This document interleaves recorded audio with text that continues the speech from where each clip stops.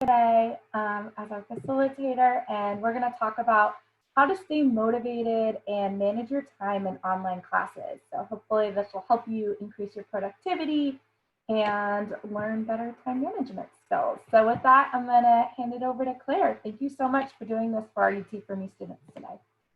And also, just a side note, all of the program coordinators are on here. If you need anything, feel free to ask us in the Q&A or the chat or reach out to us. All of our contact information is on Canvas. All yours, Claire. All right.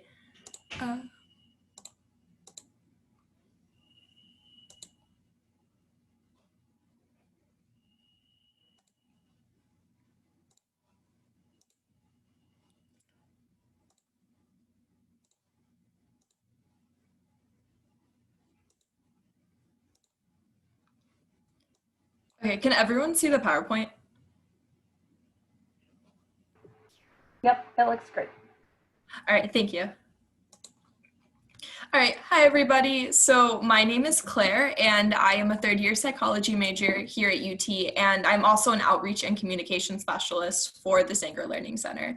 So my job is to give presentations to groups like you all about different skills that you can use to make your time at UT more successful and less stressful, while also highlighting a lot of the resources that we offer at the Sanger Learning Center.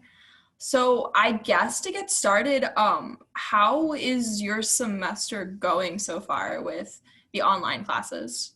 And you can either, I guess you can just type in the chat to answer if you want.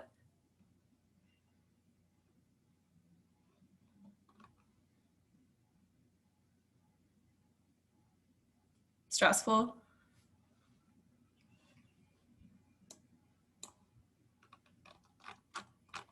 Is anyone finding that the work is kind of a lot, or it's just hard to get it done? Yeah, stressful and a little hard to keep up. Yeah, and then like hard getting organized. Yeah, those are all definitely really common with the semester that I'm finding with a lot of my friends and other people in my classes. Just because everything kind of like blurs into one when it's online. But hopefully this workshop can help give you different tips to stay motivated and keep on top of your work to try to make it more manageable for the semester and this year. So our agenda for today is we're going to first talk about motivation, then time management, and then we will go over the Sanger Learning Center services. And then there'll be a survey at the very end for you all to fill out. So before we get started, if you wouldn't mind just making sure you have a sheet of paper and a pencil right in front of you, we'll use it for a few of the activities in this workshop. And I'll give you a few seconds.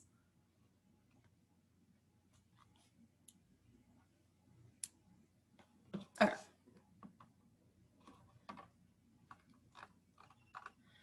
So what are some factors that motivate you to want to do well at UT?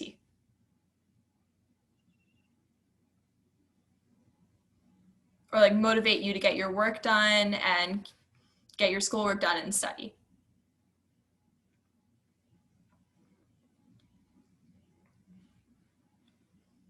Future plans, the end goal.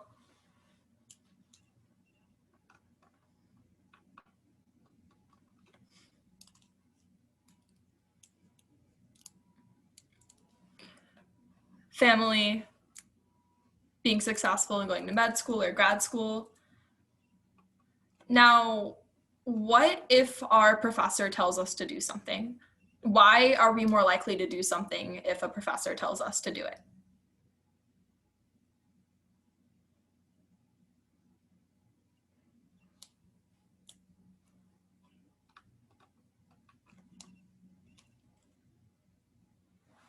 It may be mandatory. It'll help you. Yeah. So we tend to be more motivated to follow external authorities like our professors or our parents, because than our own authority, because we're also expected to be self-driven. So how can we make ourselves more of an authority in comparison to like external motivators?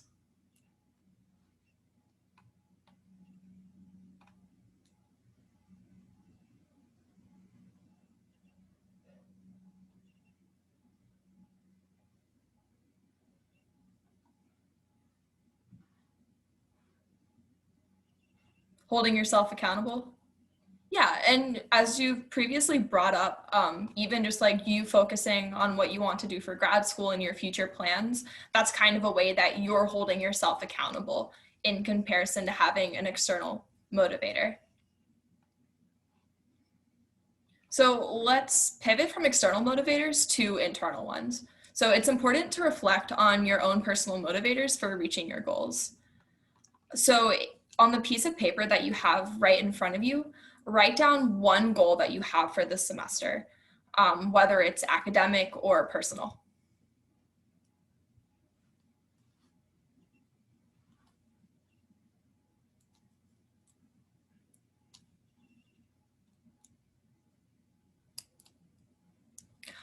You can write it on paper, and then if you want to share it in the chat, that would also be great. I know, like for me, one goal that I have for this semester is to start looking for internships for the summer. So what kind of goals do you all have?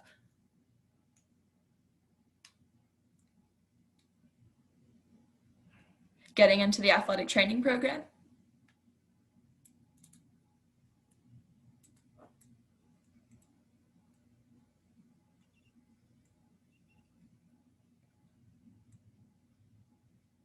Good GPA?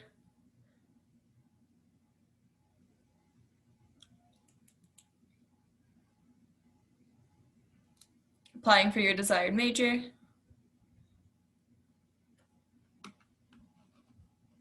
Finding careers you're interested in?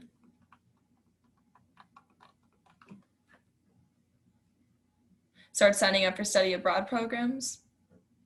Awesome. These are all really cool goals. Passing teaching certification, applying to scholarships. All right. So a tip from a tutor is to keep reminding yourself of your goals in life and write them down. Put them on your desk so they're in front of you every day. I know what I do is I have all of my notes or goals on a sticky note on my computer. So every time I log on, I can see what I'm trying to work towards. Because just seeing it every day helps remind you like why you keep doing this, and it helps motivate you. So why statements take the form of a to-so phrase. So when you're thinking about your goal, you should be able to imagine the statement is answering the question, what is your goal and why are you setting it? So like for me, my goal is to find an internship for the summer so I can have a better idea of what I want to do in the future. Other examples of why in two statements could be to get more sleep so I will retain more information for my classes. So on your sheet of paper, try to formulate your goal into a to-so statement. And then if you want to share it, feel free to type it in the chat.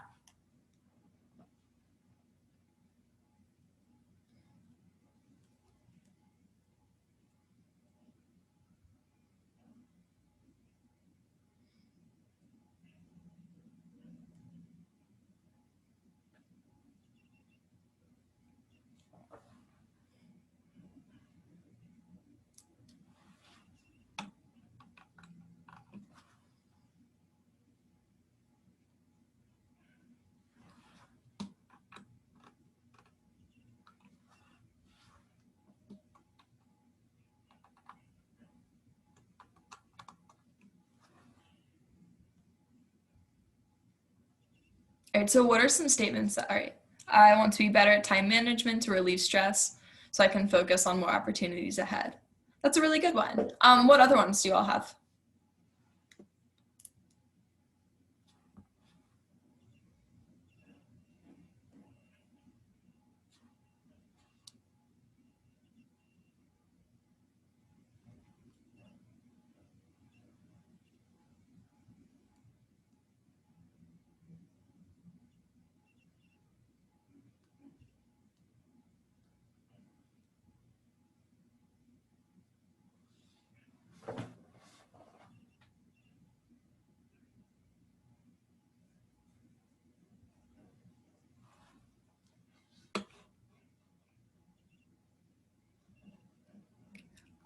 Does anyone else want to share their TUSO statements? You don't have to if you don't want to.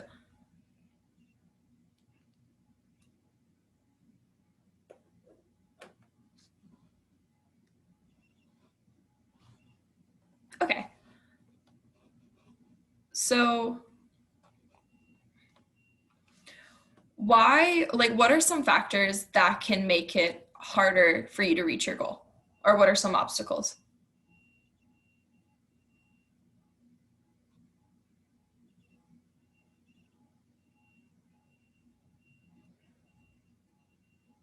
Time management and bad studying habits, procrastination, anxiety, family,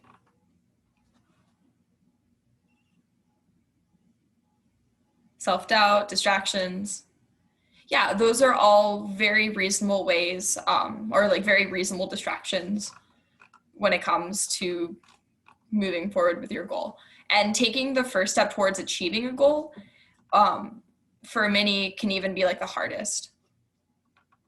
How many of you have like ever had a hard time, like you have a goal in mind and then you just never do anything to work towards it?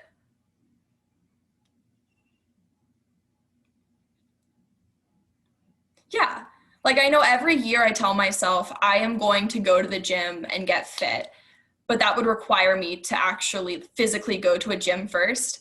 And this year is the first semester I've actually done it because I signed up for a PE class. But previously, I was never able to make it, so I never really got started with working towards my goal. And if you ever have difficulty with getting motivated or figuring out why you want to achieve a goal, a resource that I would strongly recommend you use is visiting the Sanger Learning Center to talk to one of our learning specialists, and they can help provide you with additional support in helping you find your motivation and work towards that. And I'll show you at the very end of this presentation how you can access all of the resources at Sanger. So while having goals like getting more sleep or maintaining a good GPA are good and realistic, their broadness can make it a little difficult for getting motivation. Usually we have a hard time sticking to broad goals because we don't know how to take that first step, much less how to achieve the goal. So we recommend creating SMART goals, as outlined in this handout right here, just as a way to help quantify and measure what you're working towards. So for those of you who are kind of new or like haven't heard of SMART goals before, to sum it up, it's making sure that your goals are specific, so stating exactly what you want to achieve, making sure they're measurable so you know how you can track your progress, they're action-oriented, realistic, and time-bound, so knowing when to start and finish your goal. So let's say I want to, all of these should be,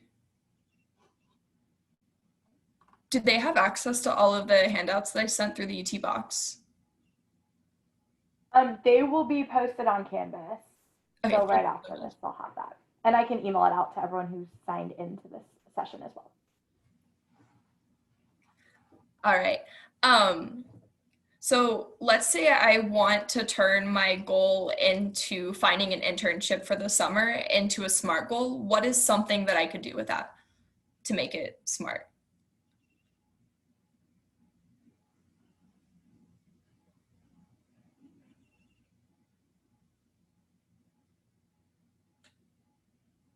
Or how about, how can I make my goal more specific?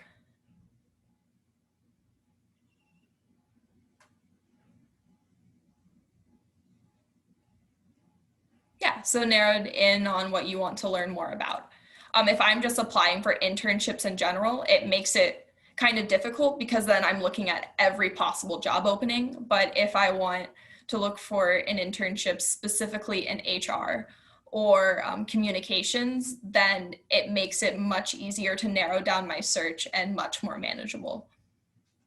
So when you're looking at your goal, try to see if there's a way that you can make your goal like more specific or make sure that it's measurable and try to follow that. Yeah, exactly. When you say you want to get more sleep, saying how many hours you want to get more sleep every night is a great way to make your goal more specific.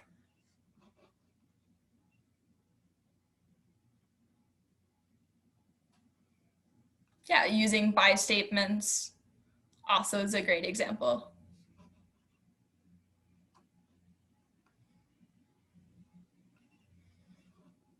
So according to the Harvard Business Review, personal productivity is defined as the habits closely associated with accomplishing more each day.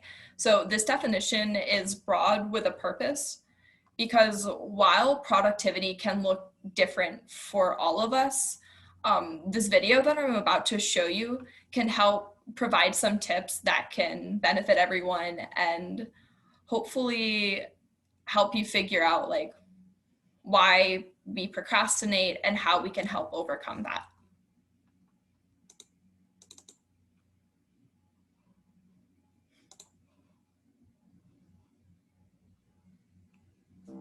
In a world that seems busier by the day, productivity is on the minds of many. But instead of downloading the latest time management app or forcing yourself to stay at work for hours on end, how can we use science to crack open the potential of our minds? Is there a secret to being productive? The first thing to come to terms with is that your willpower is simply not enough.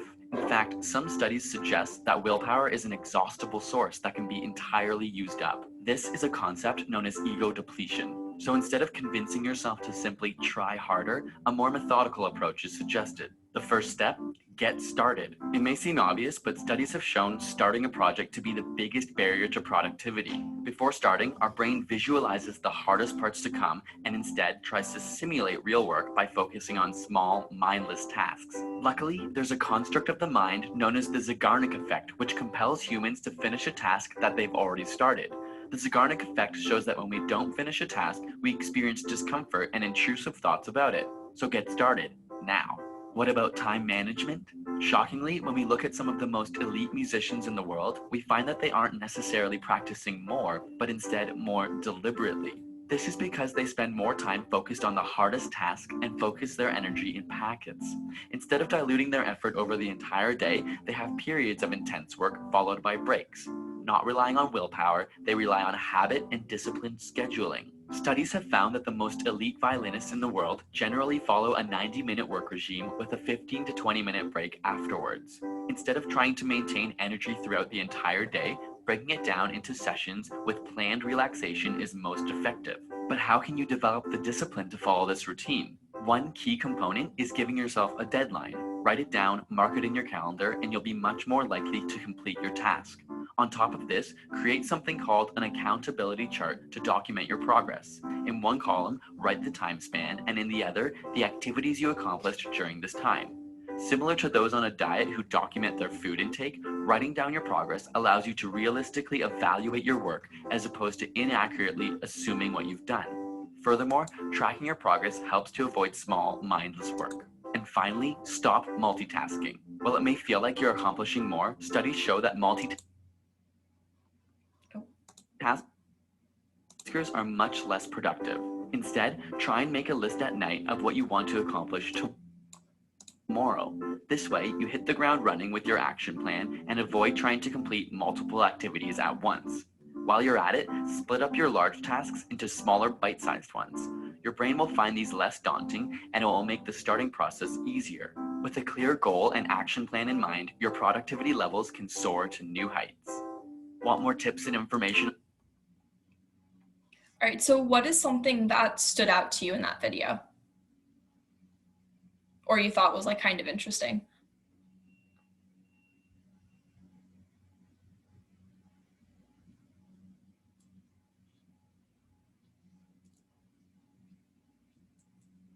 Yeah, writing down what you've done in a time span with the accountability chart, making a plan for the next day. Yeah, and we're more likely to start it and finish a task that we've already started. Yeah, and it's okay for willpower to not be enough. And 90 minutes of work for 15 and 15, 20 minutes of breaks. Yeah, and how we focus on the hardest things of a task. Yeah, those are all really important aspects of the video. Does anyone think that they might try the accountability chart after watching this? All right. I'm always curious because sometimes I kind of do the opposite where I try to schedule time in my day to do certain assignments, but then the accountability chart is kind of doing the opposite where it's just seeing what assignments you've done in the certain hour.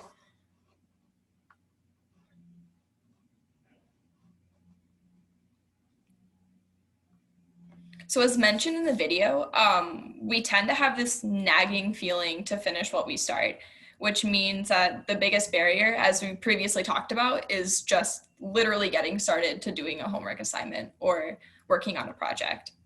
So a few of the tips in order to help push yourself to start is just thinking short term, like I might only work on this for a few minutes or maybe read one page in this textbook, breaking the assignment down so it's less intimidating, and just making a choice, like asking yourself, can I look at the assignment? Can I brainstorm ideas? Can I Google one item? And then this is just an example of an accountability chart. Saying like, you woke up, this is what I did during this time, and then this time. So another tip for being productive is trying to schedule time to work with other people. Has anyone done a study group online this semester?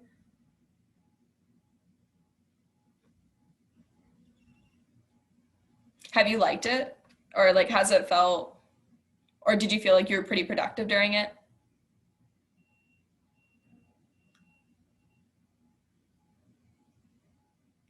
Most of the time?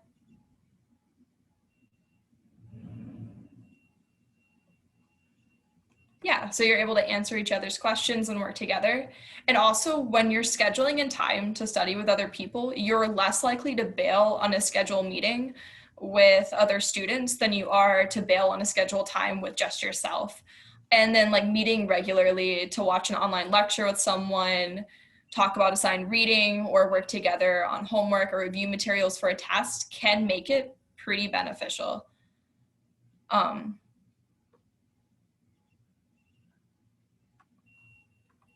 And yeah, like sometimes it is hard to study with people in the same class.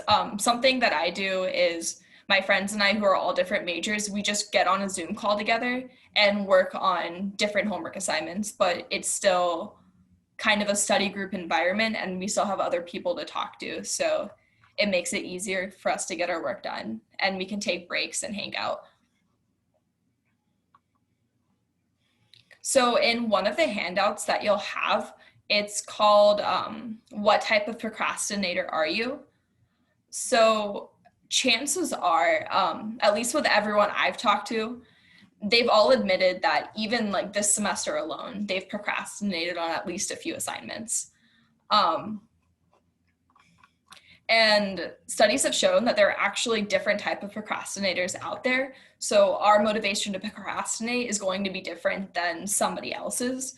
So the handout will talk about different qualities or like have different questions for you to answer about why you procrastinate, and it'll help you identify which one of the 6, or you could be more than one, you are. So then it helps you figure out different tools to approach that type of procrastination and help overcome it. Like for me, the biggest thing is I'm an overdoer. Like I like to have a very big and very busy schedule. And I have to make sure I set time in the day to like focus on myself and work on homework. And I can't just schedule meetings and other things from 8 a.m. to 8 p.m. Otherwise, I'll burn out and not have a chance to get to my assignments.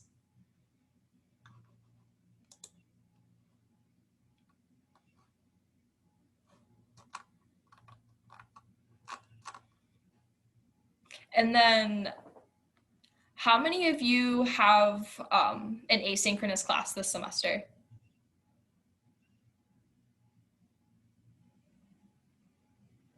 Okay.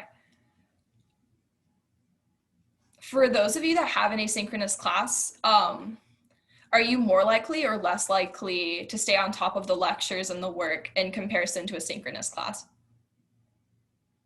Less likely?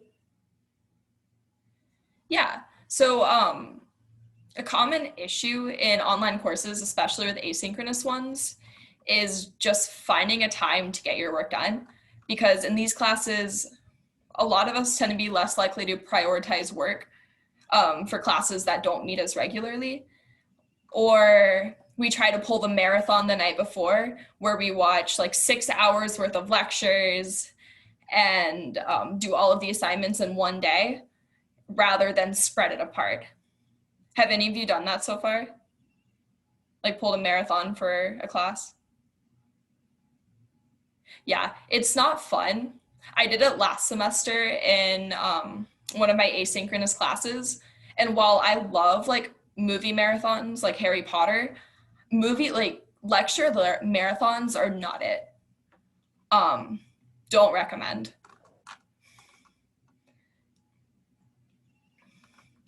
So while it may seem like a good idea in the moment to put off doing all of your work for those classes, something that would be much more beneficial to like not only your time and to help retain the information in the course is to give yourself a designated time to do work in that class each week. So after one test in that class, my asynchronous class that I waited until the last minute for, I decided that every Saturday morning from 10 a.m. to 12 p.m., I was just going to work on that class. So I did that every weekend. So then the night before the test, I wasn't scrambling last minute to get all the work done, but I was just able to focus on studying and reviewing the material that I previously went over. So it was much more manageable. And our brains are also just not built to focus for 6 hours straight, nor are they built to retain the dense information that you're receiving during that time. You're much better off just piecing it apart and having time intervals between studying and doing your work. So one key aspect of being productive is taking care of yourself. We are kind of living in a pandemic, so it's fair to assume that this semester might be more stressful than other semesters. And too much stress can result in making it harder to focus and making you have less energy to do your work, especially if you're just staring at a screen for multiple hours a day. So with that said, what are some things that you do to help promote self-care during the day? Or what are some things that you do just as a break? Sleep? YouTube? Listening to music, nap time? TikTok? Eat, play video games? Face masks? Working out? Walking around? Cooking? Yeah, those are all really fun and really good ideas just to take a break from school and kind of focus on yourself. I know for me, the big thing that I do is I just walk my dog because it gets me a chance to leave my apartment, and then I don't have to do homework or think about homework when I'm just walking her around West Campus.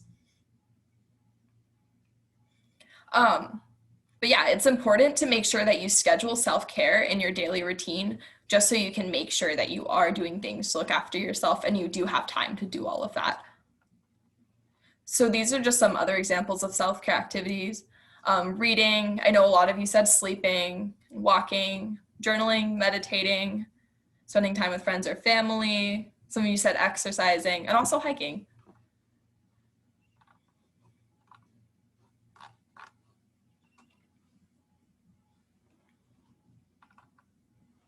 So how many of you have a planner of some sort?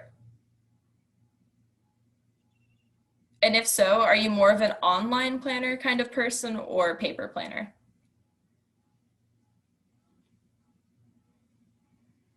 Okay. Yeah, a Google Calendar is my favorite tool. Okay, so I see a mix of online, paper, and both.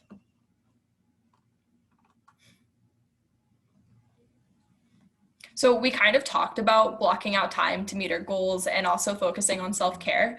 But now let's look at the specific strategies that can help you make time during the day to work towards those goals. Since I know some of you said earlier that it's just hard to find the time to do stuff and you tend to like have a busy schedule. And for those of you who don't have a planner of some sort, I would recommend finding a system that works for you, just because a lot of us have a lot going on and being a student requires so much of you. So if you can find a way to just write everything down or have everything in a certain place, then you don't have to worry as much about potentially forgetting about an assignment or about a meeting or class or something like that. For me, like my Google Calendar has been a lifesaver this semester, just figuring out what day of the week it is. Just because I feel like, I don't know if it's just me, but I feel like a lot of the days kind of feel like the exact same. So if it weren't for me looking at my calendar and seeing what I have to get done, then I wouldn't be able to tell you if it was a Monday or like a Wednesday or something. So this is another one of the handouts that you have access to, and it just kind of helps you break apart the things that you need to get done and skills that you can make for writing things out in your planner, the 5 Bs. So first would be breaking things down. So this would be, let's say you have a test coming up and it's covering chapters 1 through 10. Breaking it down would be saying, okay, I'll study chapters 1 today, 2 tomorrow, 3 and 4 this next day, and so on and so forth. So you're not just studying everything all at once. While back planning would be looking at the day that your test is being held and then planning your studying, working your way backwards, figuring out when you need to do different things to help prepare for that test. And being specific. So again, like saying what chapters you want to study rather than study bio chapter 1 through 2. So you know where to start and stop. And being strategic. So that's figuring out if you're more of a morning person, maybe studying in the morning, or if you're more of a night person, studying at night. And then the 5th step is balance. So making sure that your calendar isn't just all one thing. So it's not just your classes and your homework and stuff, but also focusing on other activities that are more self-care oriented. And also like planning in sleep and food and other things like that. So this is an example of a weekly calendar. What are some things that you notice with this calendar right off the bat?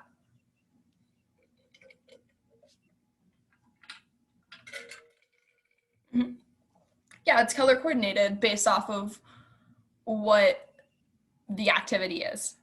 They're empty spaces. Yeah, so it's not just all back to back. The students giving themselves time to do different things. They are very busy. I will give them that. What about the specific things written in the boxes?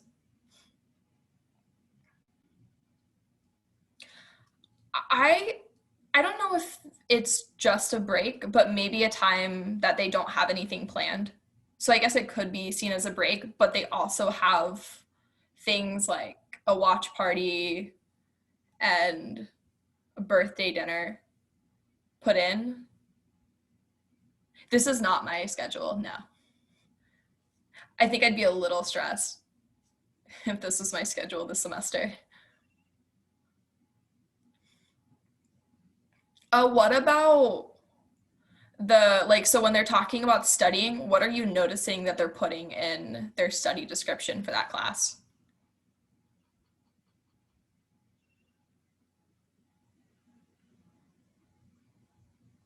Like, is it just stats or what else are they saying?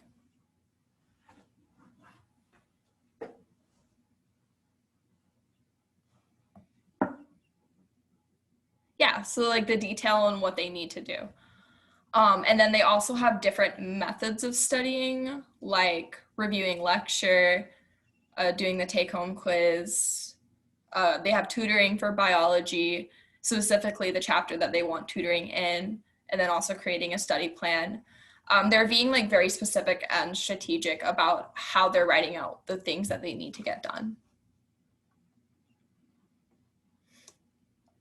So this is kind of something to be aware of when you are planning in time to do assignments or to study, and that would be looking at your mental alertness curve. If you want to draw it out on a sheet of paper, you definitely can. Like for me, I am more of a morning person, so my alertness curve would start up top towards 8 a.m. and then as the day goes on, it would just go down. So if I want to get any work done, I normally do it in the morning or afternoon. While for some of you, you might be the exact opposite of me. Who is like what kind of, are you more of like a morning, evening, or anytime kind of person?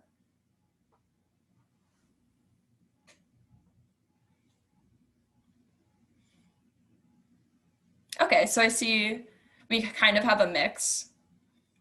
Do you use that to your advantage when you're studying, or do you just do work whenever you have time to get work done?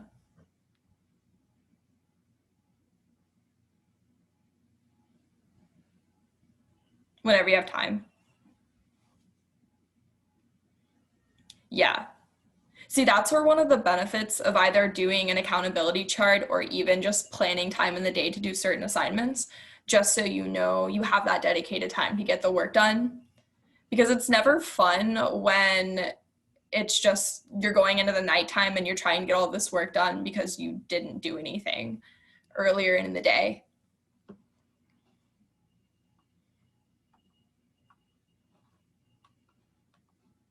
Okay.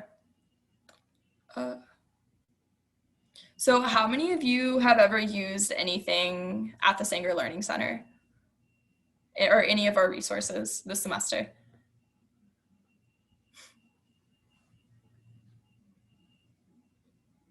Okay, the Peer Academic Coach, the Writing Center. So the Writing Center is separate from Sanger, but it is also an amazing resource that UT has to offer. All right, so every resource that we offer at the Sanger Learning Center is completely free for all of you to use.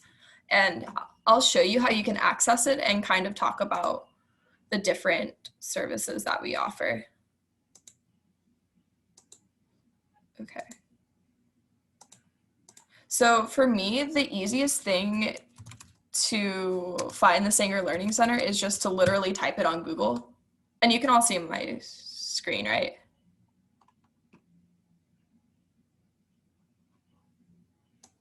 Okay. So I just Google Sanger Learning Center, and then it'll show you all of the different resources that you can offer straight off our webpage. So our one-on-one tutoring, drop-in tutoring, academic support, learning specialists, study strategies. So we offer two different types of tutoring at Sanger. The first would be drop-in tutoring, which would be for any chemistry, math, or physics course. You would, you would just click on the drop-in tutoring link and type on the message chat over here that you would like to join for a certain subject, and then they would send you a Zoom link to go to that designated room for drop-in tutoring, and there'll be a tutor in there that can help you with your assignments. So when I was taking Chem 301 and Chem 302, I spent a lot of time in drop-in tutoring working on my reviews, because if I had any questions, there's a tutor there that was able to help me right away. But I also didn't have to come prepared with any questions. I could just go in there to work on work. And you can do the same virtually and use it as kind of an online study room. So the hours are very flexible. So,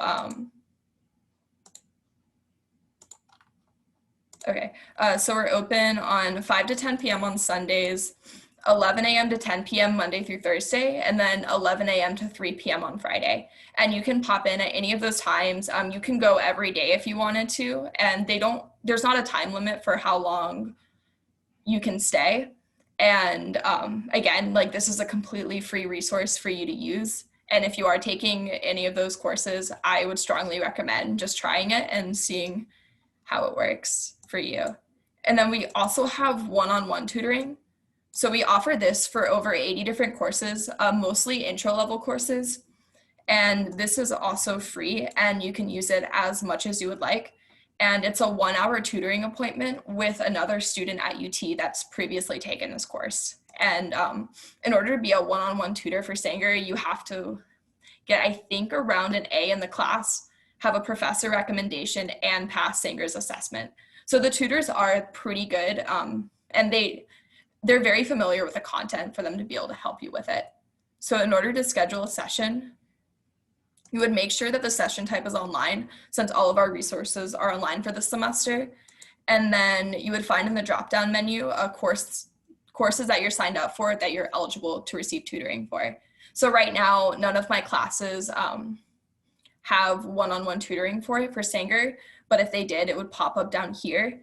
And then all of these courses down here are topic areas through our peer academic coaching program. So they can help you with time management, motivation, study strategies, paying attention during lecture, test prep, adapting to online courses, and other things like that. And they can meet with you on a one-time basis to work with any of these skills, or you can set up a weekly appointment with the same peer academic coach at the same time, and they can work with you throughout the semester to help you work towards your goals, and it's someone to hold you accountable. If you are in a situation with your classes where it's not necessarily the content that you're having a hard time with, but the way that you studied in high school isn't working for college, or you're kind of overwhelmed, but you don't know how to go about fixing that, then a peer academic coach could be a really helpful resource, because what we found is for students who enrolled in our program, their grades were an average of a grade point higher after being involved with the peer academic coaching program for a semester. And then learning specialists can help in a similar way as peer academic coaches, except it's more of a one-time appointment, and it's a higher professional or staff, and they'll help you find resources to help you with whatever you need help with. But you would just schedule a session, click view sessions, and then all the available appointments would pop up here, and you would just claim the session, and then Sanger would email you a link to that.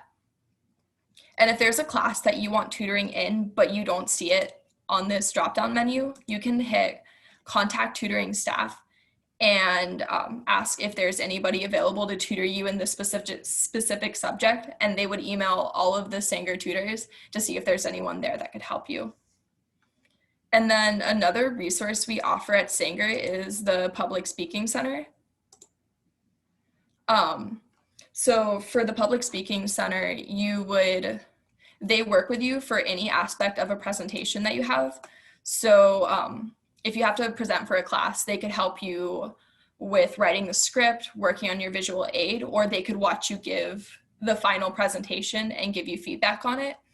And especially if it's your first time presenting online over Zoom, I would recommend maybe just talking to them and practicing in front of them, just so your first time giving a presentation over Zoom isn't going to be in front of your professor. And this is also free. You would just signal whether this is preparation for your presentation or if you want to rehearse your presentation, and then you can pick an appointment that works best for you, and then they'll help you with that.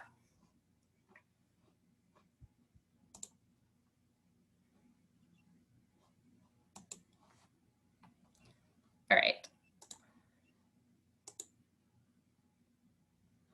So this concludes the presentation, but if you wouldn't mind filling out the survey that's on the screen. This is a brand new workshop for Sanger, so we like all of the feedback that we can get. So it'd be really cool if you could fill this out for us. But besides that, does anyone have any questions?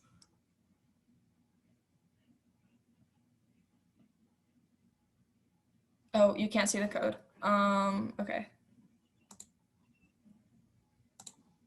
Here. Is that better? Can you see it? Okay, cool.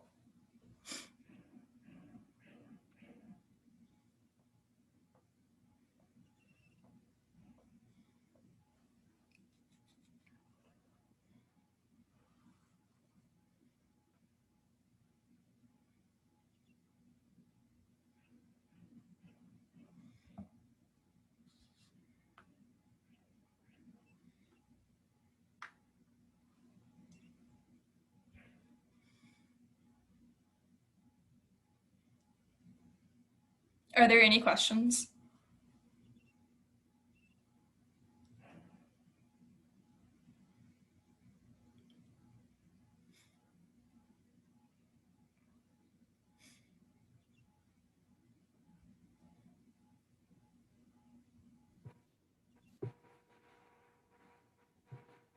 Do I do block scheduling?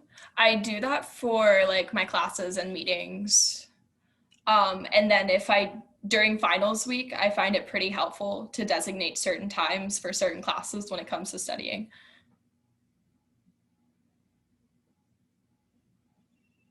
How often would you recommend taking breaks? So a standard rule of thumb that we emphasize for Sanger is for every 50 minutes of studying you do, try to give yourself like a 5 to 10 minute break, whether that's just like going on your phone and looking at social media or like watching TikToks or just talking to one of your friend. I'm just doing something that diverts your focus.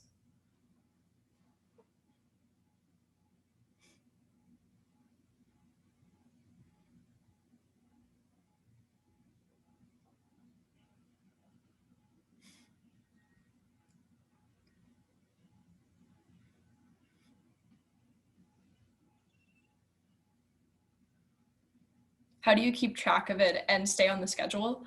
So what studies have shown is just giving yourself a time to do the assignment and kind of following the guideline of the 5 Bs makes you much more likely to do the assignment if you know where to start and stop, like being specific about what you want to get done and telling yourself when to do it, then you're more likely to get it done than just writing it out on a sticky note.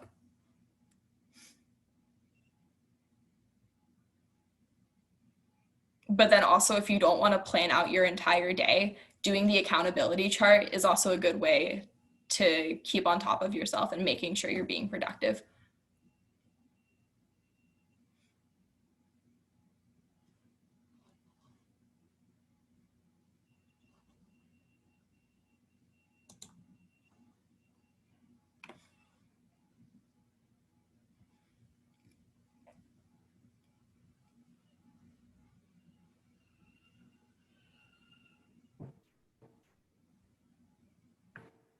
And also, if you're having a hard time just like keeping on top of everything and like dealing with procrastination, even just setting up like a one-time appointment with a learning specialist or a peer academic coach could be helpful. It's free and they're all super nice and like super wanting to work with you and get to know you. Just even like trying that once and talking to them, because generally there could be a specific reason and they'll help you find that because they want to see you succeed.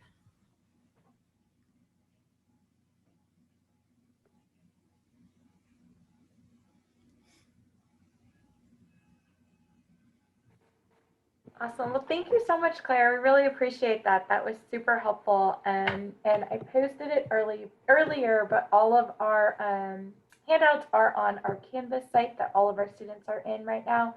And we will post a recording of this session on there as well. So you can rewatch it or for your friends that missed it. But thank you very much. I appreciate it. Thank you all for coming. And thank you so much, Claire, for enlightening all of us with that. Thank you for having me. Of course.